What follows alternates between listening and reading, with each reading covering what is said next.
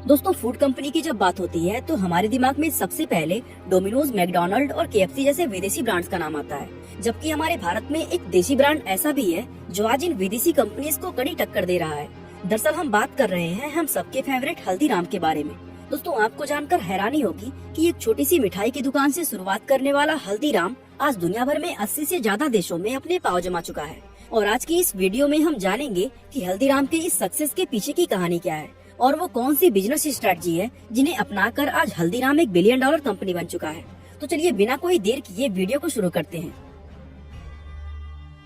दोस्तों, हल्दीराम कंपनी का फाउंडेशन बीकानेर के रहने वाले गंगाबिशन अग्रवाल जी ने सन 1941 में किया था। लेकिन इस कंपनी को बनाने का काम उन्होंने साल 1919 में सिर्फ 11 साल की उम्र में ही शुरू कर दिया था। दरअसल गंगाबिशन जी एक मारवाड़ी परिवार से थे, जिन्हें परिवार में प्यार से हल्दीराम कहकर बुलाया जाता था। और दोस्तों, उन्होंने खेलने कूदने की उम्र में ही अपने पिता की भुजिया शॉप पर काम करना शुरू कर दिया था। उस समय बीकानेर में भुजिया बहुत ही ज्यादा बिकता था, जिसके चलते शहर में हजारों लोग भुजिया बेचा करते थे। और चूंकि ये एक ऐसा प्रोडक्ट था जिसकी क्वालिटी और टेस्ट हर एक दुकानदार के पास लगभग सेम होता था, इसलिए मेन कंपटीशन क्वालिटी का नहीं बल्कि प्राइस का था। दोस्तों, हल्दीराम जी की बात करें तो वे उस समय अपने पिता के दुकान में सब्जी काटने और साफ सफाई जैसे छोटे मोटे काम किया करते थे, लेकिन उनकी दिलचस्पी हमेशा से ही भुजिया बनाने के मेथड्स को सीखना था। दोस्तों, हल्दीराम जी के पिता जिस भुजिया को बेचा करते थे उसकी रेसिपी परिवार की एक बहू ने तैयार किया था। कहते हैं कि उन्होंने जब वो भुजिया बनाकर परिवार के लोगों को खिलाई तो हल्दीराम जी के पिता को ये आइडिया आया कि ये भुजिया मार्केट में चल सकती है, और यही सोचकर उन्होंने बाजार में उस भुजिया को सेल करना शुरू कर दिया। दोस्तों, उनकी उस भुजिया का टेस्ट वाकई में अच्छा निकला, जिसकी वजह से उनका वो बिजनेस तो चल पड़ा। लेकिन हल्दीराम जी अपने घर के अकेले ऐसे सदस्य थे जो ना तो उस छोटे से बिजनेस के चलते सेटिस्फाइड हुए और ना ही उस भुजिया के टेस्ट से। दरअसल हल्दीराम खुद एक ऐसी स्पेशल भुजिया बनाना चाहते थे जो मार्केट से एकदम अलग हो और कोई भी उस प्रोडक्ट का मुकाबला ना कर पाए।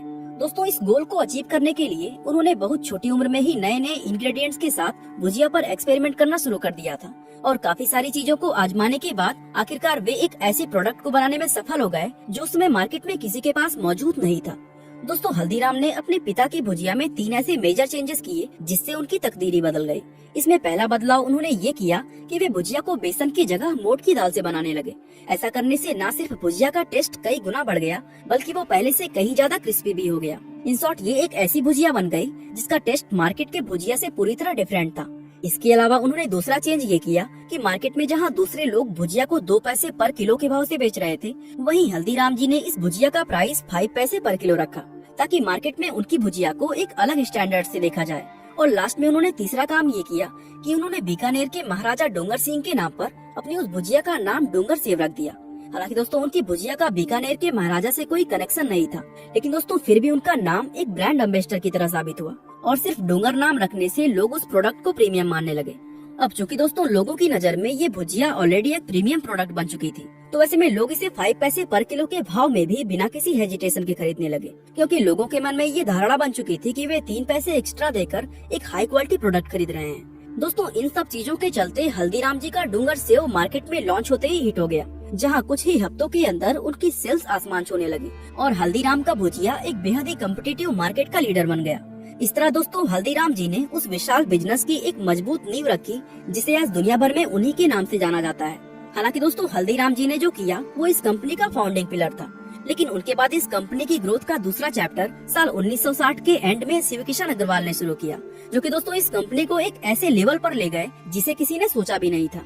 दरअसल शिवकिशन हल्दीराम जी के पोते और अग्रवाल परिवार की तीसरी पीढ़ी हैं, जिन्होंने 60s के दौरान अपने इस फैमिली बिजनेस को ज्वाइन किया था। उस समय तक अग्रवाल फैमिली 3 अलग अलग हिस्सों में बढ़ चुकी थी, जिनके बिजनेसेस बीकानेर, कोलकाता और नागपुर शहर में थे। इसमें कोलकाता और बीकानेर का बिजनेस तो काफी अच्छा चल रहा था, लेकिन नागपुर के अंदर शिवकिशन जी को काफी स्ट्रगल करना पड़ा। असल में दोस्तों उस समय सिर्फ नागपुर ही नहीं बल्कि पूरे महाराष्ट्र के अंदर भुजिया का कोई खास डिमांड नहीं होता था। ऐसे में शिवकिशन जी ने महाराष्ट्र के लोगों की फूड हैबिट को जानने के लिए मार्केट रिसर्च का फैसला किया और उन्होंने नागपुर के पूरे मार्केट को खंगाल डाला। इस तरह दोस्तों कई महीने तक रिसर्च करने के बाद उन्हें इस मार्केट के अंदर 2 बड़ी अपॉर्चुनिटी नजर आई। इसमें सबसे पहली चीज उन्होंने ये नोटिस किया कि महाराष्ट्र के लोग उस समय ज्यादा तरह के स्नैक्स के बारे में नहीं जानते थे। ऐसे में शिवकिशन के पास ये मौका था कि वो मार्केट में कई सारे नए स्नैक्स लाएं। इसके अलावा दूसरी अपॉर्चुनिटी उन्हें स्वीट्स मार्केट के अंदर नजर आई, जहां उन्होंने देखा कि स्वीट्स के नाम पर महाराष्ट्र में सिर्फ बालूशाही, गुजराती पेड़ा, मैसूर पाक और लड्डू जैसी कुछ गिनी चुनी मिठाइयाँ ही बेची जा रही थी।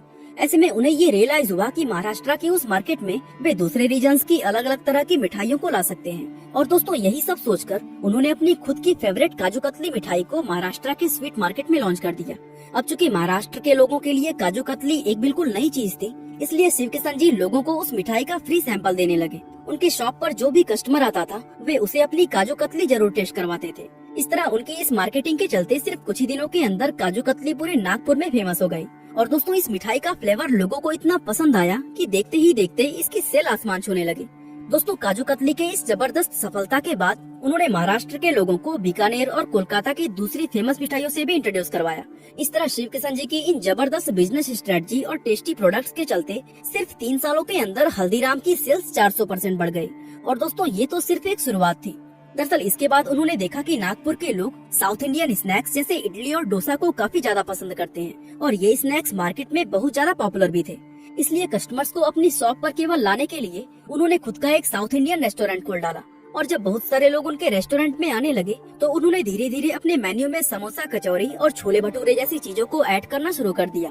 अब दोस्तों बिजनेस के पर्सपेक्टिव से देखें तो शुरुआत में जब उन्होंने नागपुर के मार्केट में एंटर किया था तब वे लोगों के लिए एक ऐसे अनजान दुकानदार थे जो उनको अननोन डिशेस सेल कर रहे थे और इसी के चलते लोग उनके ऊपर विश्वास नहीं करते थे। इसलिए शिव किशन जी ने क्या किया कि पहले उन्होंने महाराष्ट्र के लोगों को उनकी पसंद की डिशेस बेचकर उनका ट्रस्ट जीता और जब लोगों को उन पर भरोसा हो गया तब उन्होंने उनके सामने वो नई डिशेस पेश की जो पूरे महाराष्ट्र में किसी के पास नहीं थी और हल्दीराम की सेल्स सिर्फ कुछ ही सालों में नई ऊंचाइयों पर पहुंच गया। दोस्तों अब इस बात में कोई शक नहीं है कि हल्दीराम को इस मुकाम तक पहुंचाने में शिव किशन जी का योगदान काफी ज्यादा अहम रहा था। लेकिन जो व्यक्ति हल्दीराम को इससे भी ऊपर लेकर गया वो शिव किशन जी नहीं बल्कि अग्रवाल परिवार के दूसरे सदस्य मनोहर लाल अग्रवाल जी थे। दरअसल दोस्तों मनोहर लाल ने भी इस बिजनेस को आगे बढ़ाने में 2 ऐसी स्ट्रेटजी अपनाई थी जो हल्दीराम की इस स्टोरी में बहुत बड़ा गेम चेंजर साबित हुआ। दोस्तों ये 80s का वो समय था जब कोई भी ब्रांड पैकेजिंग पर खास ध्यान नहीं देता था। ऐसे में मनोहर लाल ने अपने ब्रांड को और ज्यादा फेमस बनाने के लिए हल्दीराम की ब्रांडिंग के साथ महंगी और प्रीमियम पैकेजिंग का इस्तेमाल करना शुरू कर दिया ताकि लोगों को महसूस हो कि वो मार्केट के एक ट्रस्टेड प्रोडक्ट को खरीद रहे हैं। उनके ऐसा करने की वजह से लोगों के बीच न सिर्फ ब्रांड अवेयरनेस बढ़ी बल्कि साथ ही हल्दीराम के लिए लोगों का ट्रस्ट पहले से कहीं ज्यादा मजबूत हो गया। इसके अलावा मनोहर लाल जी की दूसरी स्ट्रेटजी ये रही कि उन्होंने बड़े बड़े शहरों में हल्दीराम के स्टोर्स खोलने शुरू कर दिए जिसके चलते सिर्फ कुछ ही सालों में हल्दीराम की सेल्स सैकड़ों गुना बढ़ गई और देखते ही देखते उनका ये बिजनेस पूरे भारत के अंदर फैल गया। दोस्तों इस समय की अगर बात करें तो आज हल्दीराम की वैल्यू $3 बिलियन को क्रॉस कर चुकी है और हल्दीराम का बिजनेस दुनिया भर के 80 से ज्यादा देशों में फैला हुआ है। दोस्तों अग्रवाल परिवार की 3 पीढ़ियों ने अपनी मेहनत और लगन से जिस तरह एक मामूली से भुजिया के व्यापार को इतना बड़ा बिजनेस एम्पायर बना दिया वो वाकई में हैरान करने वाला है। बाकी दोस्तों आज के लिए बस इतना ही। वीडियो को लाइक, शेयर और चैनल को सब्सक्राइब करना बिल्कुल ना भूलें। आपका बहुमूल्य समय देने के लिए बहुत बहुत धन्यवाद।